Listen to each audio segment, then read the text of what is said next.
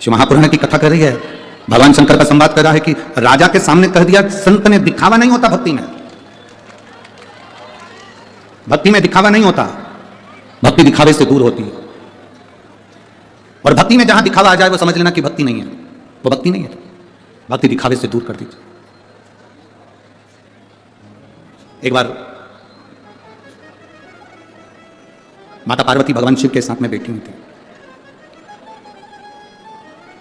और माता पार्वती जब भगवान देवादिदेव महादेव के साथ में विराजमान थी, थोड़ी देर बाद भगवान शंकर ने पार्वती जी से कहा, मैं भ्रमण कर आता हूं, तुम इस नंदन वन का दर्शन कर लो,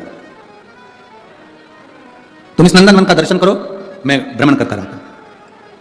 और नंदन वन किसको कहते हैं, हमने पहले भी कथा में कहा, नंदन वन काशी को कहते हैं।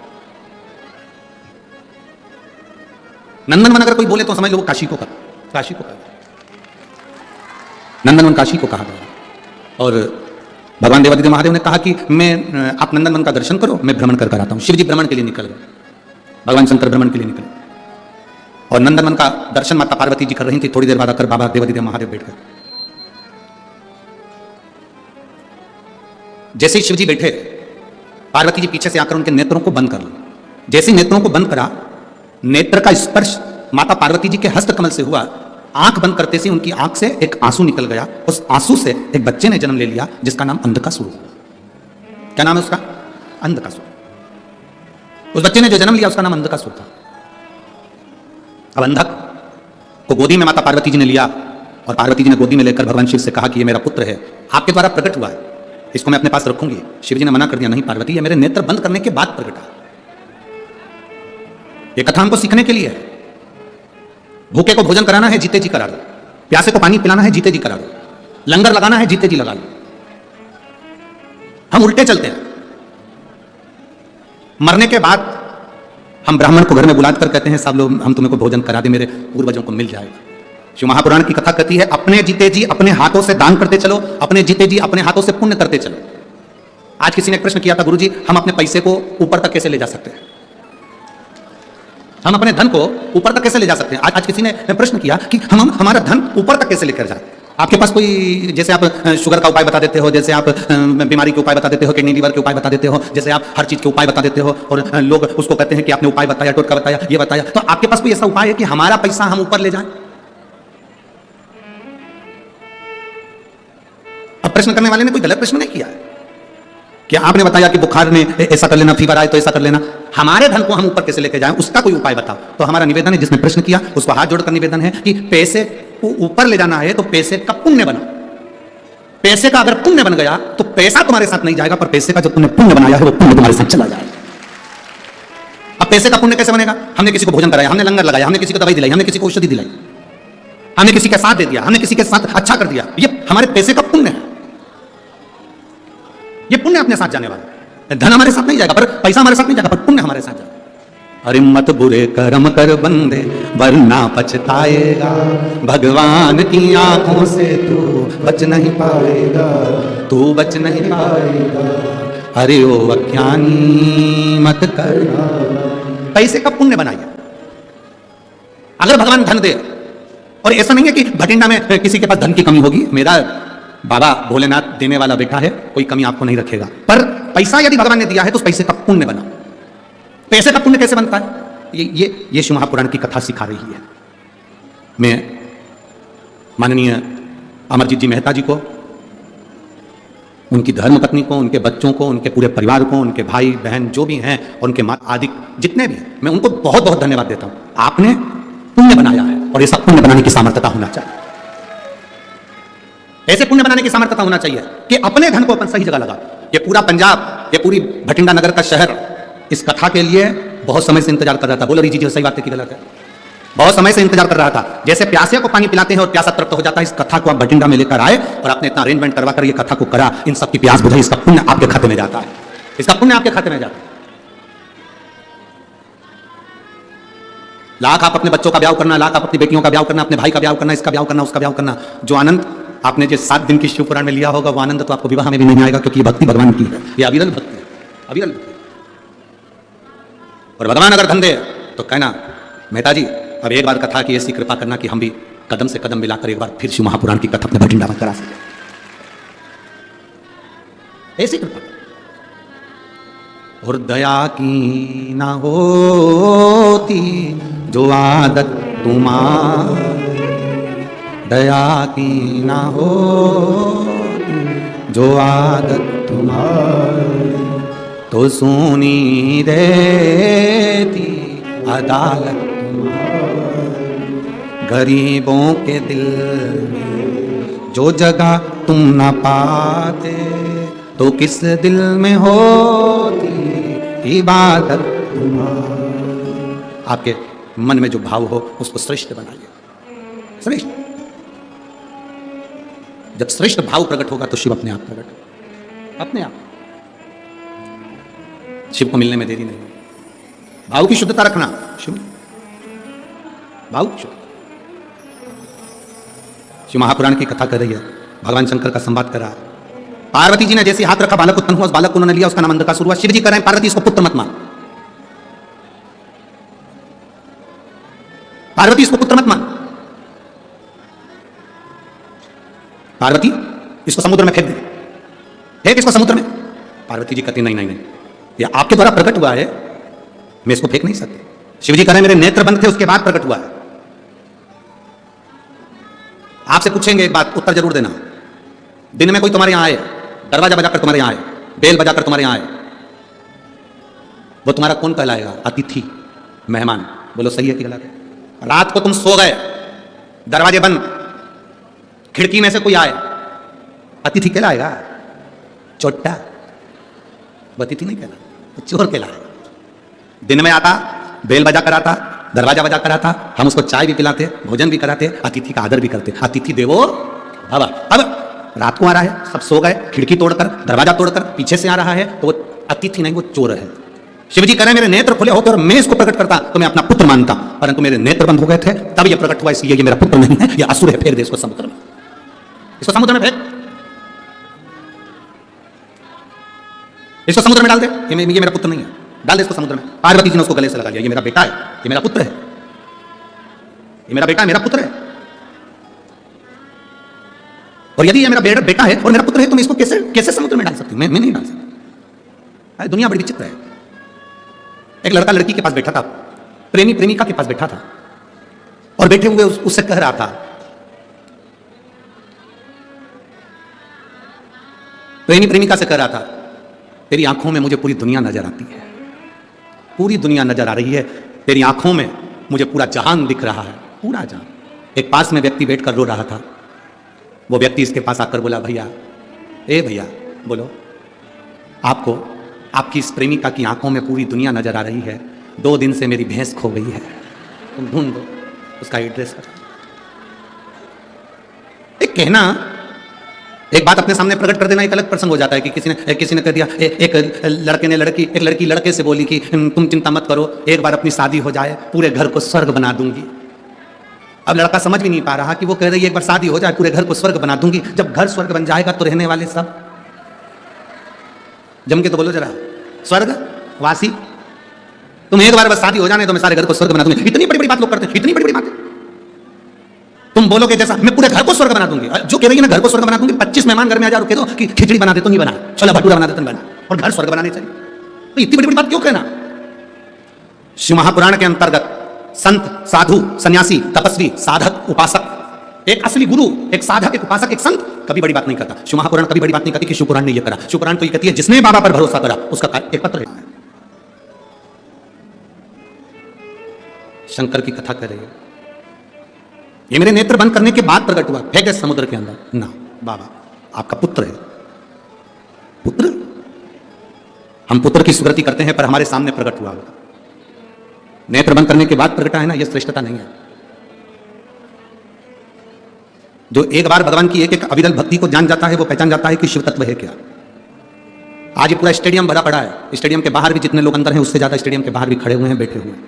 आप दिल से कथा सुन रहे हैं, शिवरात्रि का कथा भी सुन रहे हैं, स्मरण भी कर रहे हैं, लंगर भी चला रहे हैं, दान भी कर रहे हैं, पुण्य भी कर रहे हैं।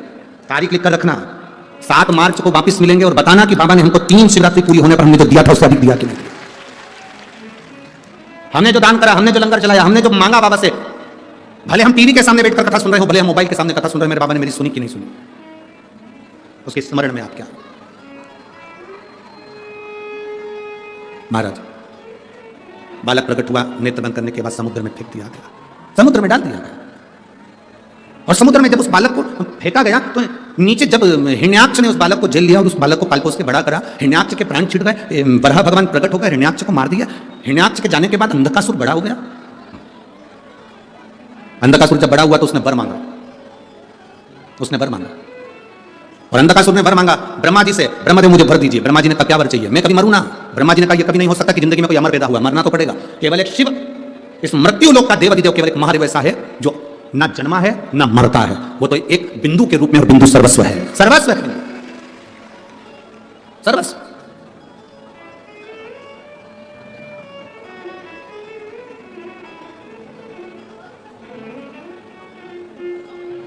भारत की भूमि पर एक शिव जी का मंदिर ऐसा है जहां गुरु नानक देव जी बैठकर, गुरु नानक देव जी जहां बैठकर नामदेव जी महाराज को शंकर की विभूतियों का वर्णन कर रहे हैं।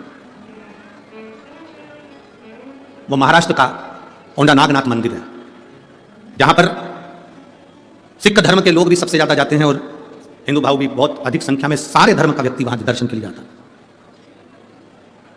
जहां पर गुरु नानक देव जी बैठकर स्वयं नामदेव जी महाराज को ज्ञान चर्चा दे रहे हैं।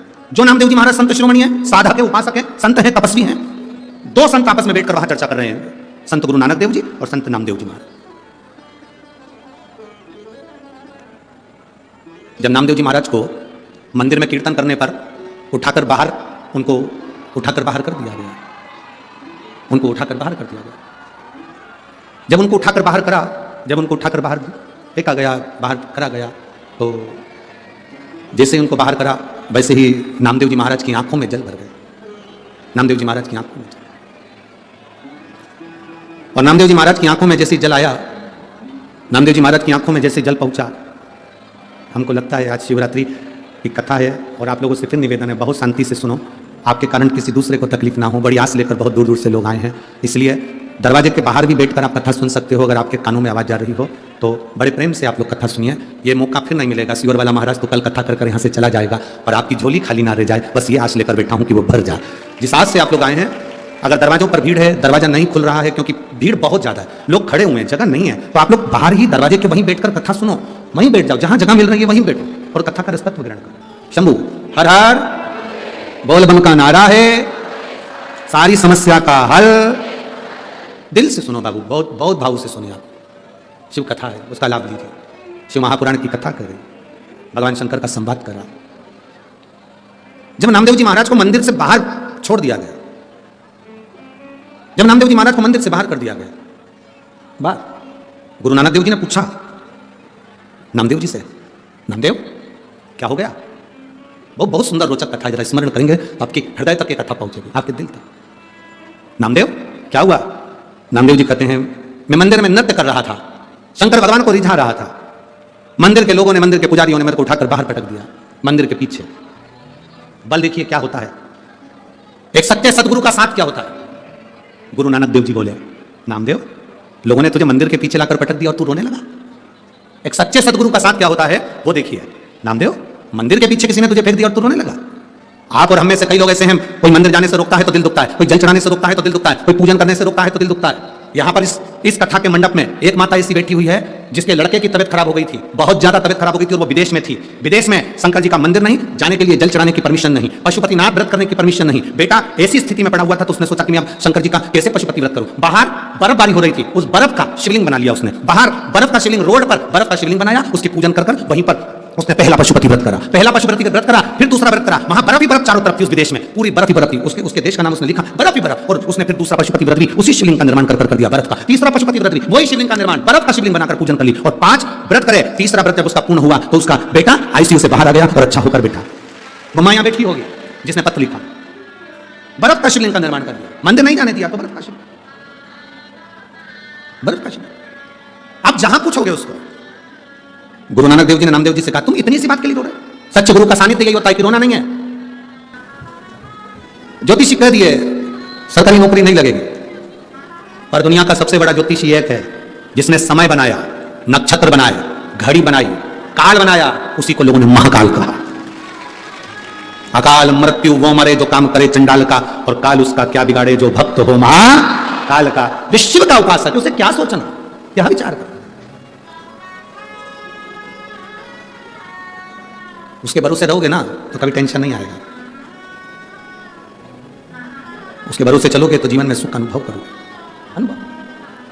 हाँ, भटकोगे तो कोई भरोसा नहीं, कोई भरोसा नहीं। हिम्मत मत छोड़ो। वृक्ष देखना, पेड़, पेड़ को देखो, वृक्ष को देखो। एक मौसम आता है वृक्ष की पूरी पत्तियां गिर जाती है, बोलो सही है कि गलत है? एक मौसम आता है वृक्ष पर बहुत सारे फूल लगते हैं, बाद में वो फूल टूट जाते हैं, बोलो बोलो बोलते जाओ, सही है? एक समय ऐसा आता है कि पूरा वृक्ष एकदम वीराना हो जाता है, वीराना। पर जो उसकी जड़ होती है ना, पत्ती कितनी भी गिर जाए, फूल कितना भी गिर जाए, जड़ अफसोस नहीं करती। उसको मालूम है अगर मैं हिम्मत करूंगी तो वापिस पत्ती आएगी और वापिस फूल आएगा, पत्ती भी वापिस आएगी और फूल भी वापिस आएगा। हिम्मत मत हारो। वृक्ष जड़ हिम्मत नहीं हारती, वो दबी रहती है, पानी लेती रहती है, आखिरी में उस पत्ती को वापिस आना पड़ता है और फूल को भी आना पड़ता है और फल को भी आना पड़ता है। उसकी हिम्मत उसमें नहीं। कोई ने कह दिया तुम्हारी नौकरी नहीं लगेगी, कोई ने कह दिया तुम्हारी बीमारी ठीक नहीं होगी, कोई ने कह दिया तेरा लीवर कभी बेकार हो गया, ठीक नहीं होगा। इसमें लिखा उस बहन ने 5 साल लीवर बेकार हो, डॉक्टर ने कह दिया 2 से 3 महीने की जिंदगी, बस 3 महीना बहुत हो गया। तो क्या हम मान लेंगे कि हमें मरना है? हम मान लेंगे हम मर गए ना। इतनी जल्दी हिम्मत नहीं हारना। इतनी जल्दी अगर हिम्मत हार गए तो काहे की जिंदगी फिर आपकी। भटिंडा पंजाब की कथा से एक सीख लेकर जाना, भले काम करूं बड़ा काम करूं पर मैं मेहनत करूंगा। दुनिया हंसेगी ना, हंसने दो। कुबेरेश्वर बाबा का नाम लेकर, कुबेर भंडारी का नाम लेकर इतनी मेहनत करूंगा कि एक दिन मेरी अपना पत्र लिखकर व्यासपीठ पर भेजूंगा कि मेरा भी व्यापार मेरे बाबा ने संभाल लिया। कर्जा हो गया, कई लोग कहते हैं मेरा बहुत कर्जा हो गया, मैं मर जाऊं तो अच्छा। काहे को मरना? तुम मर जाओगे तो कर्जा खत्म हो जाएगा। फेल हो गए तो सोचा कि मैं मर जाऊं तो क्यों मरना? आज सीए का रिजल्ट आया है, आज सीए का रिजल्ट आया है। आशीष के पास इतने मैसेज आए हैं कि बाबा ने हमारे बेटे को पास कर दिया, हमारी बेटी को पास कर दिया। कोई प्रसन्न हो रहा है, कोई आनंद में डूब रहा है। जो बेटे जो बेटियां सीए में सिलेक्ट हो गए, पास हो गए, हम उनको बधाई देते हैं। पर जो रह गए, जिनका सब्जेक्ट रह गया, 1 सेम रह गया या 2 सेम रह गया, घबराना नहीं है, बिल्कुल मत घबराओ। फिर मेहनत करो, फिर पढ़ाई करो, इतने दिल से पढ़ाई करो और आखिरी में जब एग्जाम के लिए जाओ तो बाबा को दिल का लगा कर जाओ, फिर निकलोगे। इतनी जल्दी हिम्मत मत हारना कि मैं रह गया या मैं कुछ निकलेंगे भी, कुछ रहेंगे भी। पेड़ वृक्ष की जड़ अगर सोच ले कि मेरे ऊपर फूल नहीं है, मेरे ऊपर पत्ती नहीं है, अब तो मैं रेहूं नहीं तो अच्छा सूख जाऊं तो अच्छा, नहीं। उसका बल देखिए, वापिस पत्ती लेकर आ जाती है, वापिस फूल लेकर आ जाती है, पानी को रखती है। जड़ डोलती नहीं है, विश्वास मजबूत रखती है। दुख आएगा, ऐसा संसार में कोई नहीं जन्मा जिसको दुख नहीं आएगा। भगवान राम जी की जिंदगी में दुख आया, बोलो आया कि नहीं आया? भगवान राम जी की जिंदगी में दुख आया, भगवान कृष्ण के जीवन में दुख आया। जन्म कहीं हुआ, पढ़े कहीं, राज कहीं का था, भागना पड़ा युद्ध का मैदान छोड़कर। दुख नहीं तो और क्या है? ऐसी कौन है जिसकी जिंदगी में दुख नहीं आया? माता जानकी जी के जीवन में दुख था, माता रुक्मिणी के जीवन में दुख था, राधा जी जिनका आप नाम स्मरण करते हो, क्या उनकी जिंदगी में दुख नहीं था? कितना दुख। मृत्यु लोक में आने के बाद परमात्मा को भी दुख भोगना पड़ता है। तो आप और हम कोई अलग से नहीं आए, हमको भी दुख भोगना पड़ता। बस इतना याद रखना, राम जी की जिंदगी में दुख आया था तो उन्होंने शंकर जी की पूजन करी थी, फिर लंका पर चढ़ाई करी थी। भगवान कृष्ण के जीवन में दुख आया था तो उन्होंने नागेश्वर की स्थापना कर भगवान शंकर की पूजन करी, तब उनके घर में संतान की प्राप्ति हुई। सीता जी के जीवन में दुख आया तो उन्होंने शंकर जी की पूजन करी। राधा जी के जीवन में आया तो उन्होंने शिव जी का पूजन करा। 33 कोटि देवताओं के जीवन में दुख आया तो उन्होंने शंकर की आराधना करी और उस दुख का निवारण हुआ। आपकी जिंदगी में भी दुख आए तो 1 लोटा जल पकड़कर शिव जी के मंदिर जाना, दुख का निवारण करे।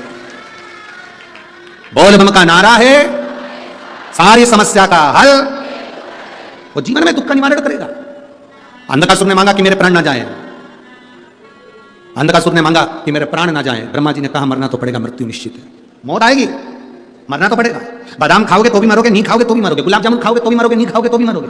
पार्लर जाओगे तो भी मरोगे, नहीं जाओगे तो भी मरोगे। कथा सुनोगे तो भी मरोगे, नहीं सुनोगे तो भी मरोगे। तो किसी ने कहा काय को सुने? तुम ही तो कह रहे हो कथा सुनोगे तो भी मरोगे, नहीं सुनोगे तो मरोगे। फिर कथा क्यों सुने? उसका एक कारण, बिल्ली अपने मुंह से चूहे को पकड़ती है तो जिंदा छोड़ देती है, बोलो तो जम के नहीं। बिल्ली अपने मुंह से अपने बच्चे को पकड़कर साथ घर लेकर जाती है तो क्या उसको मार डालती है? नहीं, जिंदा रखती है। उसी तरह मौत तो आएगी, कथा सुनोगे तब भी और नहीं सुनोगे तब भी। बस अंतर इतना है, कथा नहीं सुनोगे तो चूहे जैसे मसले जाओगे और अगर कथा सुन ली तो बिल्ली के बच्चे जैसे बच जाओगे। मौत तो आएगी, मृत्यु निश्चित है। काल आएगा, बिल्ली पकड़ेगी, काल पकड़ेगा, चूहे को भी पकड़ेगा और अपने बच्चे को भी पकड़ेगा, पर कष्ट नहीं आएगा। जीवन में ऐसा चलता रहेगा, ये जीवन है, होगा। हम दूसरे के सुख को देखकर सुखी हों और दूसरे के दुख को देखकर दुखी हों तो समझना कि हमारा मानव जीवन श्रेष्ठ है। एक बुढ़िया दरवाजे पर बैठी थी, सामने से कपास की गाड़ी निकली। रुई, रुई बोलते हो कपास बोलते हो? क्या बोलते हो? रुई, कपास की गाड़ी निकली। बुढ़िया ने सोचा इतना सारा कपास, इतनी सारी रुई, इतनी महंगी बिकेगी, इतना पैसा आएगा, तो पैसा आएगा तो उसका बंगला बन जाएगा, गाड़ी आ जाएगी। बुढ़िया दरवाजे पे बैठी बैठी चक्कर खा के नीचे गिर गई। उसके घर के लोग बाहर आए, माँ क्या हो गया, माँ उठो माँ। माँ को उठाने लगे, डॉक्टर को बुलाने लगे, अंदर ले गए, पानी का छिटा दिया, नहीं उठी, खूब उसको हिलाया डुलाया, नहीं उठी। सामने एक आंटी रहती थी, उन आंटी के पास में खबर पहुंच गई कि माँ बीमार हो गई। आंटी मेरी मम्मी को ना जाने क्या हो गया। आंटी ने पूछा क्या हुआ, ना जाने क्या हो गया, चक्कर खा के गिर गई। आंटी ने पूछा कहाँ बैठी थी, घर के बाहर। घर के बाहर से कुछ निकला था, हाँ कपास की गाड़ी निकली थी। अच्छा तू जा, अभी तेरी माँ उठती है। आंटी दौड़ती दौड़ती आई और आकर जीजी उठ, जिस कपास की गाड़ी को तू देख रही थी उसमें आग लग गई। जीजी उठ के बैठ गई। दूसरे का वैभव देखकर डिप्रेशन में चली गई थी, दूसरे की सत्ता देखकर, दूसरे का वैभव देखकर, दूसरे का बंगला देखकर, गाड़ी देखकर उसको डिप्रेशन आ गया था, चक्कर खा के नीचे गिर गई थी। जैसे ही सुना कि उसकी गाड़ी में आग लग गई, खुश होकर उठ गई, चक्कर खत्म। ऐसे कई लोग हैं दुनिया में जो किसी को सुखी नहीं देख पाते हैं, और ऐसे कई लोग हैं दुनिया में जो सबको सर्वे भवन्तु सुखी ना, सबको सुखी देगा। अरे लुटा दिया भंडार काशी वाले ने, कर दिया माला। जो सबके लिए सोचते, शिव महापुराण किसी एक व्यक्ति के लिए नहीं है, शिव महापुराण सबके लिए। कई लोगों के मन का प्रश्न रहता है, गुरुजी बड़े बड़े महाराज भी सबसे मिलते हैं, बड़े बड़े महात्मा भी सबसे मिलते हैं, बड़े बड़े गुरुजी भी सबसे मिलते हैं, तुम अनूठे पैदा हुए किसी से नहीं मिलते। हम उनसे पूछते मिलकर करेंगे क्या? जो कुछ बोलना है व्यासपीठ से बोलेंगे। आपके दुख का निवारण हमारे पास में नहीं है, आपके दुख का निवारण केवल शिव महापुराण के अंदर है। और शिव महापुराण की कथा जब व्यासपीठ से होती है, वो एक का निवारण नहीं करती, जितने सुनते हैं सबका निवारण करती है, और सबकी झोली भर के। मिलकर करोगे क्या? क्या मिलना?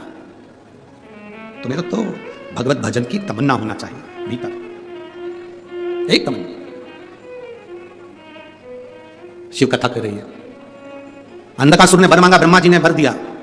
मांगो क्या चाहिए, मेरे प्राण ना छूटे, मैं मरूं ना। ब्रह्मा जी ने कहा हो ही नहीं सकता, मरना तो पड़ेगा। अंधकासुर को मालूम था ना मेरी कोई मां है ना मेरा कोई पिता है। अंधकासुर ने वर मांगा, जिस दिन मैं अपनी मां को गलत दृष्टि, उस दिन मेरे प्राण छूट जाए, उस दिन मेरी मौत आए, जिस दिन मैं अपनी माता को गलत दृष्टि से। क्योंकि इसको मालूम था, हिरण्याक्ष ने इसको कहा था तुम्हारी कोई मां नहीं है, तुम्हारा जन्म माता के गर्भ से नहीं हुआ है, तुम्हारी कोई मां नहीं है। इसने कहा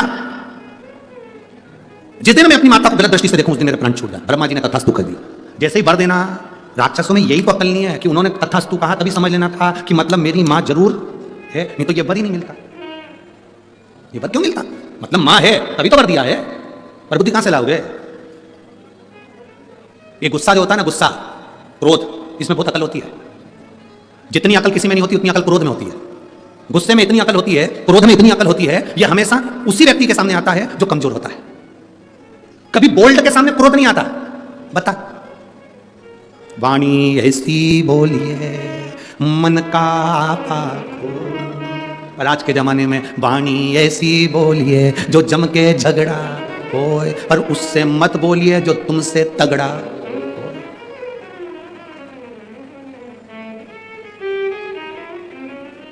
एक पत्र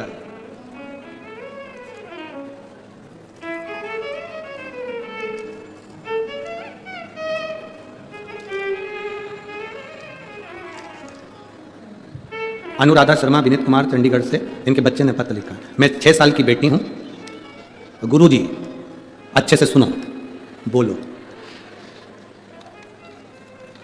तुम टीवी पे तो 200-250 किलो के दिखते हो। कहाँ बैठी है? पहले तो हाथ हिला दे। अनुराधा शर्मा तुम्हारी बेटी कहाँ है? इधर हाथ तो हिलाए। कहाँ है? दिख गई क्या? अच्छा हाथ हिला दो एक बार, हम भी देख ले तुमको। हाँ दिख गई हो, ठीक है, धन्य है। गुरुजी टीवी पे तो तुम 150-200 किलो के दिखते हो, पर यहां तो तुम ठीक ठाक दिख रहे हो। ये बताओ ठंड में सूख गए हो? एवल, अरे जजमान के घर में तो ठंडी ना लगती है दादा, ना जाने कौन सा सिस्टम करके रखा है कि वो ठंड को मेंटेन करके रखता है। भगवान की कृपा है। यहाँ भटिंडा में आए तो भगवान की कृपा है। और हमने तो सोचा था भटिंडा के लोग खूब गरम गरम जलेबी और मक्का की रोटी और सरसों का साग, तो यहाँ भले अपन 85 के आए, घर जाते जाते तो 100 हो ही जाएंगे। तुम यहाँ ठीक ठाक दिख रहे हो, ठंड में सूख गए का? नहीं, बिल्कुल जैसे हैं वैसे ही है। तुमने चश्मे से देखा होगा, थोड़ा दूर का लगाया होगा और पास का लगाया होगा। बैठो बेटा, श्री शिवाय नमस्ते, बैठिए, आनंद हो। शिव शिव है, ओघड़ी ओघड़ी है, शंभु शंभु है। उसकी भक्ति का कोई तोड़ नहीं। ब्रह्मा जी ने अगर वर दिया है कि तुम जिस दिन माता को गलत दृष्टि से देखोगे, उस दिन प्राण छोड़ोगे, उस दिन समझ लेना था कि मतलब मेरी मृत्यु निश्चित है, मेरी मौत आएगी। अपने मूल तत्व को समझो कि अपनी मूलता कितनी है। कैंची को ज्यादा सम्मान मिलता है कि सुई को ज्यादा सम्मान मिलता है? जम के बोलिए जल्दी से, किसको सम्मान ज्यादा मिलता है? सुई को। कैंची को कपड़ा काट कर नीचे पटक दिया जाता है, कोई सुई को नीचे पटकता है क्या? नहीं। कैंची को कपड़ा काटकर पांव के नीचे दबा दिया जाता है, कोई सुई को पांव के नीचे दबाता है क्या? नहीं। कैंची को कपड़ा काटकर साइड में रख दिया जाता है, कोई सुई को साइड में रखता है क्या? नहीं। सुई को जब भी रखेंगे तो कोई कपड़े में फंसा कर रखेंगे, इस टोपी में फंसा कर रखेंगे, या किसी कागज में फंसा कर रखेंगे, या किसी कपड़े में उसको संभाल कर रखेंगे, या डब्बी में उसको संभाल करेंगे। कैंची को तो कहीं पे भी टांग दो, यहाँ पटक दो, वहां पटक दो, टांग दो, टंगी रहेगी, पड़ी रहेगी। कैंची कितनी भी सुंदर हो पर वो नीचे ही पड़ी रहती है। सुई छोटी सी, उसकी कोई कीमत नहीं है। 1 रुपए की 2 आ जाएगी, कैंची 1 रुपए में 2 नहीं आएगी, पर सुई की कीमत है। क्यों? क्योंकि कैंची का काम है टुकड़े करना और सुई का काम है जोड़ देना। जो दुनिया में जोड़ता है उसकी कीमत बढ़ती जाती है, जो जोड़ता है उसकी कीमत बढ़ती है। आप जोड़ो, उसकी कीमत होगी। आप किसी को भजन में जोड़ो, किसी के घर में दुख है, आप जाकर कह दो 1 लोटा जल चढ़ाओ, शंकर का नाम लो, श्री शिवाय नमस्तुभ्यम बोलो। अगर जीवन में तकलीफ है, भगवान का भजन कर। तकलीफ है, शिव मंदिर जा। तकलीफ है, एक रुद्राक्ष लेकर आ। तकलीफ है, शंकर का अनुमोदन कर, स्मरण कर। आपने उसको कुछ नहीं दिया, एक बल दिया, चिंता मत कर। ऐसी कई बीमारियां हमने देखी हैं, समाप्त हो गई हैं। कई बीमारियां लोगों की खत्म हो गई। क्या हुआ? कैंसर हुआ ना, कोई दिक्कत नहीं। लीवर खराब हुआ ना, कोई बात नहीं। किडनी बेकार हो गई ना, कोई बात नहीं। शंकर का भजन कर विश्वास के साथ। एक हमारे सीहोर में अनिल जी सांडिल्य रहते हैं, बगी खाने में। अब वो अनिल जी सांडिल्य रहते हैं, उनकी बहन भोपाल में रहती है, अनिता वैद्य। उनकी किडनी पूरी डैमेज थी, बहुत किडनी लीवर काम नहीं कर रहा था।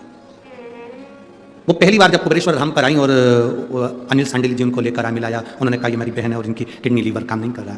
हमने कहा देखिए अनिल भैया, हम तो कुछ नहीं बताते, पर इतना जरूर है कि रुद्राक्ष अगर मांग कर लेकर जा रहे हो, कंकर शंकर की पूजन कर जा रहे हो, तो अगली बार अगर सूचना आएगी तो आपकी किडनी लीवर जरूर काम करेगी। और कल उनका आज मैसेज आया तो उन्होंने कहा गुरुजी आपने लीवर और किडनी के जो बताए थे वो सब करे, और बाबा की कृपा से मेरी लीवर और किडनी काम करना प्रारंभ कर दी, मेरा किडनी ना भी ठीक हो। ये शिव तत्व है, वो घड़ी है। एक भरोसा, एक विश्वास, एक दृढ़ता होना चाहिए। एक विश्वास के साथ दृढ़ता प्रबल होना चाहिए। और शंभु शरणे पड़ी मांगू घड़ी रे, दुख काटो दया करी निदर्शन को। शंभु शरणे पड़ी मांगू घड़ी रे, दुख काटो दया करी निदर्शन। आप उसकी भक्ति करो। ब्रह्मा जी से वर पाया, अंधकासुर घर आया और उसने उपद्रव मचाना प्रारंभ करा। जिसको मालूम पड़ जाता है कि मैं मरूंगा नहीं, या मेरे ऊपर यह आशीर्वाद है, या मेरे पास ये बल है, वो उपद्रव मचाना प्रारंभ कर देता। उपद्रव। हम आपसे कहना चाहेंगे, कोई बड़ी बीमारी से अगर आप बच गए, भोलेनाथ ने आपको बड़ी बीमारी से बचा लिया, तो एक निवेदन है, उस दिन से संकल्प ले लेना कि अब मेरा जो जीवन है वो मेरे भगवान का है। अब मैं थोड़ा समय भोलेनाथ की कथा में लगाऊंगा, परमार्थ के काम में लगाऊंगा। अब मेरा जो जीवन है वो परमात्मा। एक पत्र है, देखिए।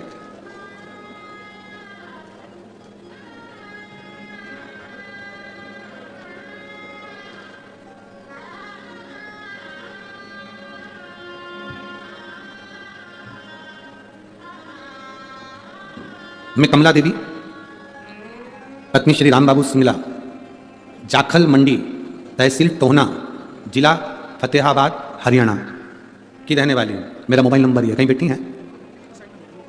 हाथ हिलाओ एक बार। हाथ दिख गए हो, ठीक है। श्री शिवाय नमस्ते। मैं भोले बाबा का क्या वर्णन करूँ गुरुदेव। मेरे पति जून 2023 में बहुत बीमार हो गए थे, 3 महीने तक कुछ नहीं खाया। जांच कराने पर पता चला कि उनके फेफड़े बेकार हो गए, उसमें पानी भरा गया है। डॉक्टर ऑपरेशन का कर रहे हैं। पति आए साथ में? पति आए साथ में? नहीं आए। गुरुदेव डॉक्टर ऑपरेशन का कह दिए थे, तब हम बड़े दुखी हुए। तो हम 29 जून को बाबा की कथा का वर्णन श्रवण किया। एक बेलपत्र शिव जी को चढ़ाना, लोटा भर के जल चढ़ाना, उसको पाना प्रारंभ करा, पिलाना प्रारंभ करा, बेलपत्र खिलाना प्रारंभ करी। दूसरी बार जब जांच कराने के लिए गए तो बाबा का हम क्या गुणगान करें। डॉक्टरों ने कह दिया इनके फेफड़े का पानी निकलना प्रारंभ हो गया है, अब इनके ऑपरेशन की जरूरत नहीं है। ठीक है बाबू, हाथ हिलाइए एक बार। श्री शिवाय नमस्तुभ्यम। बैठिए। शंभू की कृपा इसी को कहते, इसी को दाता। अरे तेरा ही दिया मैंने खाया दिया, तेरा शुक्रिया, तेरा शुक्रिया, मुझे भोले बाबा ने बहुत दे दिया, तेरा शुक्रिया, तेरा शुक्रिया है। ये शिव तत्व है, वो घड़ी है शिव।